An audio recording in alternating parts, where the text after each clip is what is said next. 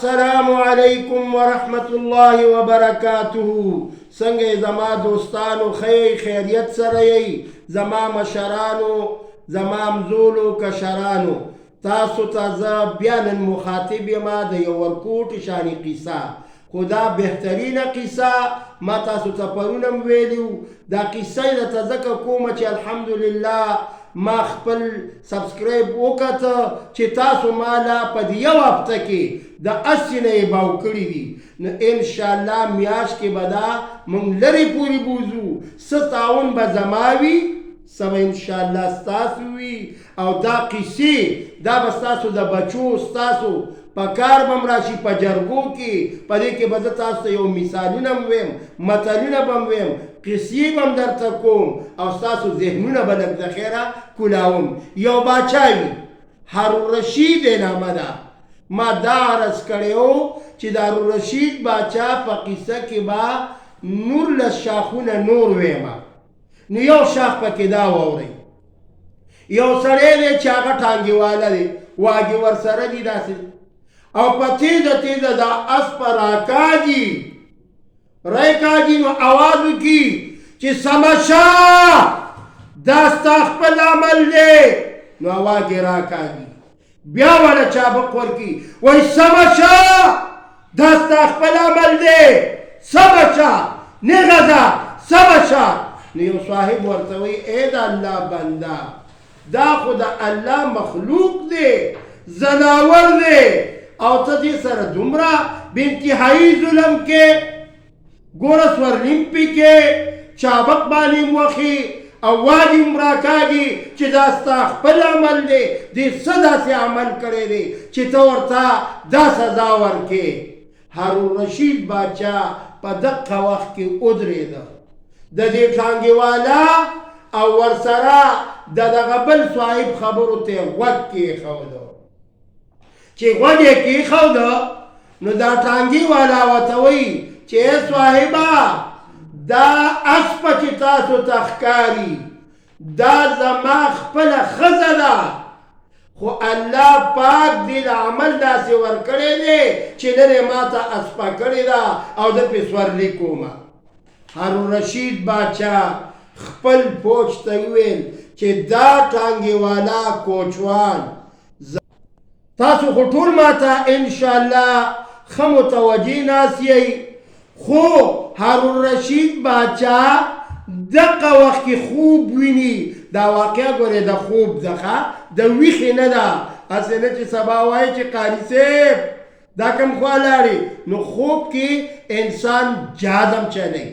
خوب کې انسان امریکې تم ځي، خوب کې انسان بیت الله شریف تم ځي، خوب کې انسان ډیر کاتی ته لاړ شي، کله منظم کوي، کله وله شیطان هم راځي او ورته وسوسې وراچوي. نو دا د خوب واقعه ده. نو ورته وایي چې دا به زما په دربار کې پیش کړي. اوس هارون رشید باچا اوده دی او په خوب کې ګوري چې دربار یې لګېدلی دی. کوچوان ته وایي وایه په فلان ځای کې تا ته یو صاحب ویلي چې دې اسپې سره دومره ظلم ولې کې. نو زه درته اوس ویم چې ای کوچوان کاکا، ته دا دومره ظلم ولې کې. نو دغه هارون رشید باچا اوس وایي په خوب کې لګیا دی، خوب ویني چې جی ما ته خپل بچي چې کله حسن بصري رحمت الله تعالی علیه هغه زما بچی دفن که، نو دقه وخت کې ما له خوب راغی، قبر ته ناست یم پر کاله شومه. ما ته بچی وایي چې ای زما بابا جانای، باچایي وخت کې ای بابا انصاف نه کار اخلاق، هسې نای چې ستا د لاسو نه او ستا د ژبې نه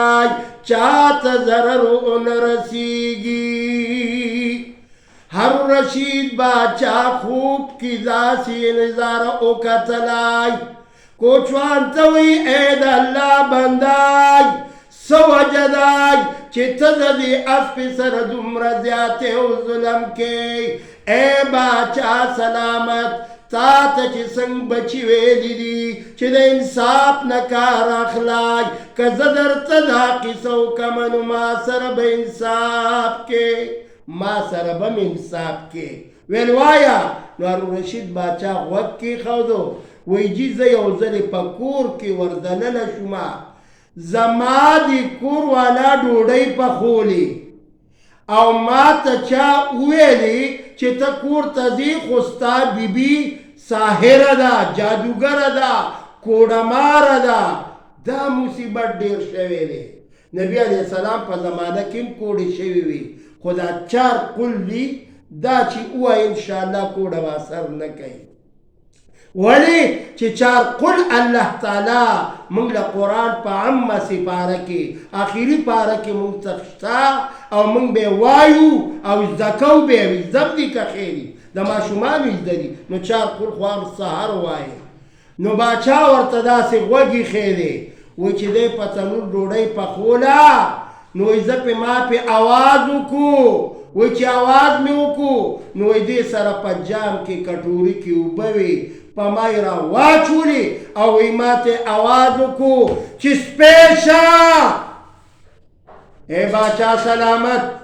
و یک ټیم مې لکه یم وه سپی شومه نو چې سپی ما نه په جادو باندې جوړ کړو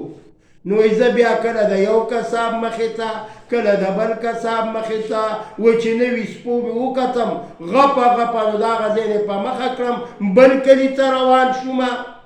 باچا ورته غوږ ایښی ویل بیا ویل یو ورځ نه یو ورځ ده چې روټو والا ته ودرېدم او لکۍ مې ورته خوځوله وایي په خبره ښه پوهېږم خو نور یې رانه په سحر او په جادو باندې سپی جوړ کړی دی وایي چې کم وخت کې دې نمبۍ ما ته ډوډۍ راواچوله نو وایي ما دقه رنګ پنجه کې ونیوله او لکۍ وهل مې شروع کړه وایي دقه وخت کې نمبۍ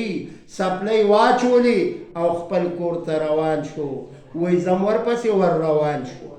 وایي هغه ویل چې پپي راځه وایي دا وګوره ښځې ته وایي څومره ښایسته پپي دی او دا دی ما سره عادت شو مخته شو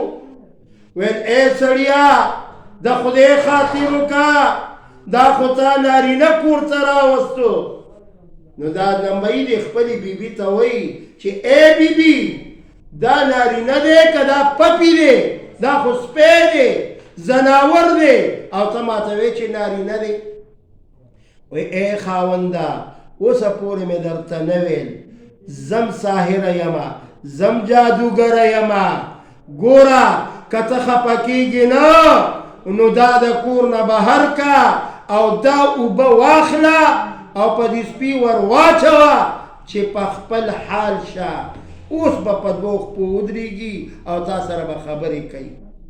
نو ویل بیبي دا خو ډېر ښه خبره ده دا خو کاري خیر دی ویې که چې واپس په خپل حال باندې شي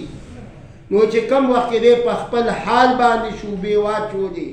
نو ویل دله بیا سړی جوړ شو وایي دی په منډه منډه راغې چې دا زما خور ده او دین په دنیا مې خور ده نن نه بعد زه به د دې د هرې خبرې پوښتنه کومه ما باندې احسان وکړو ویل ته زما رورې احسان خبره نشته خو ستا په کور کې ستا ښځه زما د استادانو استاده ده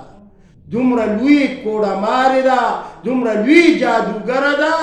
خو زه د لوبه دموم خو چې وی دې نه وي او د خولې نه دې کم الفاظ ووته امقه به ته جوړېږي اوبې راواخیستې ولې دم کړې خپله اجازې پې وویله او اوبې راوړې کور والی مخ اخوا دی او وایي ما پې څنګه اوبه ور واچولې نو وایي ما پې اواز وکړو چې اسپه شه وایي باچا سلامت دا هغه اسپه ده خو د الله خاطر وکړه ما سره انصاف وکړه هسې نه چې بیا رانه په سحر باندې بل څه شی جوړ کړي نو باچا هوښیار و ویل ښه دا په سحر باندې څه دا په سحر باندې اسپه شوې ده دا ستا ښځه ده ولې داسې کار کوو سزا یې دا ده چې دې باندې سورلي کوه او زه به درته اړه ولیکمه چې تا ته به هېڅوک هم څه نه وایي. نو دا یو شاخ و. هارون باچا په خوب په دوران کې دا واقعه لیدلې وه، ما تاسو ته پیش کړه.